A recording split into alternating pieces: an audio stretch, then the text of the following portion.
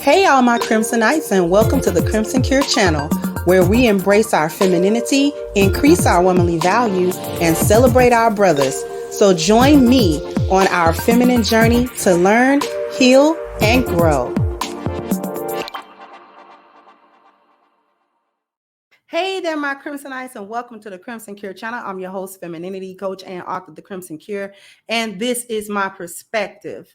So I have a kind of a disturbing clip to show you, and we're going to show you why Dr. Umar really is wrong about Black women and how they raise kids and Black men need to come in. There's a reason why there's Pookies and Ray Rays, and it's not just because, oh, Black men don't want to be around and they don't want to be fathers.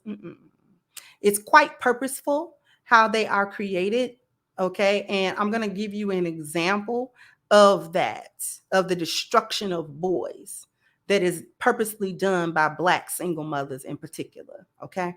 So I'm going to show you this clip. I'm probably going to let it run twice. There is profanity in it, and we're going to come back and talk about it. So, okay.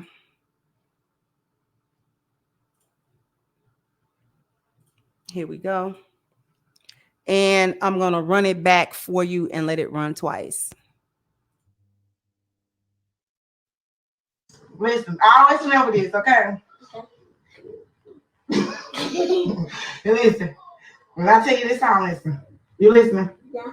Your mama had more heart than your daddy, bitch ass. He ain't gonna set nothing off. That's who made you soft, okay? Okay.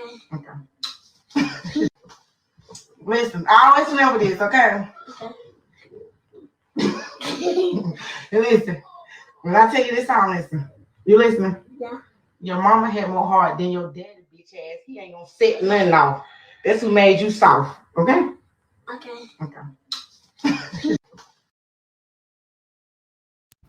Okay. So I'm going to stop sharing. You heard that and you saw that.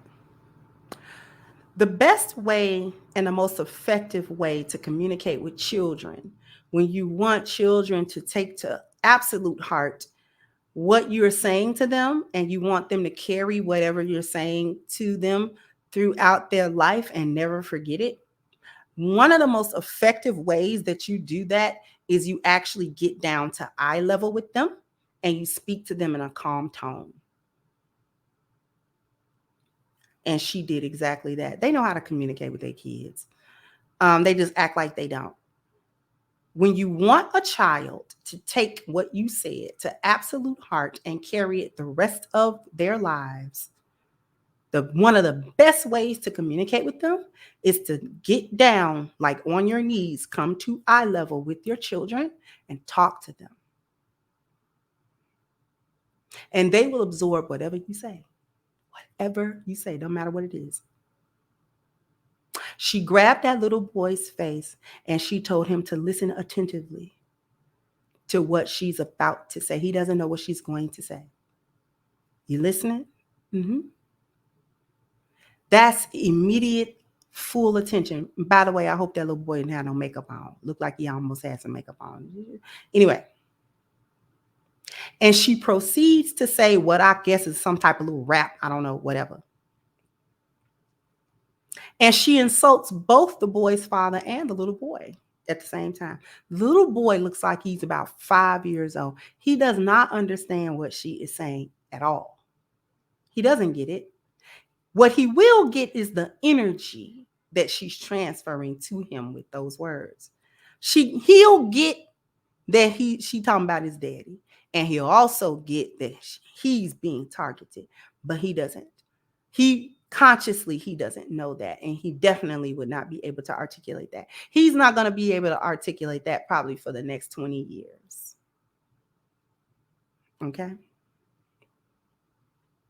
He is not going to understand why he hates himself, why he feels ashamed of being a boy, why he feels ashamed of his masculinity. He is not going to be able to correlate those feelings back to that moment that his mother crushed him. She just crushed that boy. She crushed all of his male identity right there. And he has no defense against it. He does not even know it happened. Okay? He's laughing because his mother is laughing. He's smiling because his mom is smiling. That's his mother. And every word come out of her mouth is a gospel to him. He wrote those words on his heart. He doesn't even know exactly what they mean, but he wrote them. And he'll carry them the rest of his life. She insulted the father by saying she's got more heart than him and something, something, something. And that's what made you soft. So he'll go through his life trying to prove he's not soft. He'll eventually recognize what that meant, what soft is, and that that's a bad thing for boys. And so he'll fight.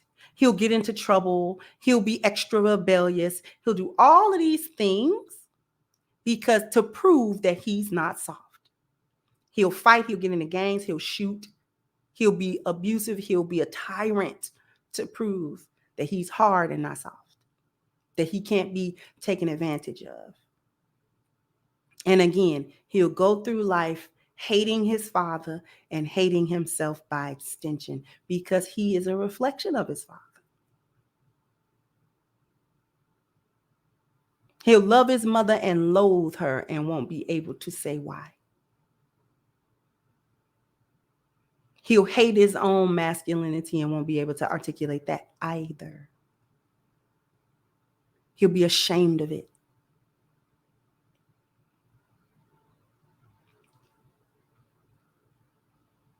They work to suppress a young boy's masculinity because they don't need it. They don't even want it. They don't want him to, she doesn't want that boy to grow up loving himself as a man and loving his masculinity. She want him to grow up and see the world how she see it and react to it how she react to it, or at least how she tell him to react to it. This is the reality of a lot of Black single mother households when they deal with their sons. These are not the women that are going to put their sons in masculine spaces where these young boys can understand masculinity, because masculinity is an enemy to her. Black masculinity specifically should do anything to destroy him. Her birthing him out just gives her more leverage to do it. It doesn't make her empathetic.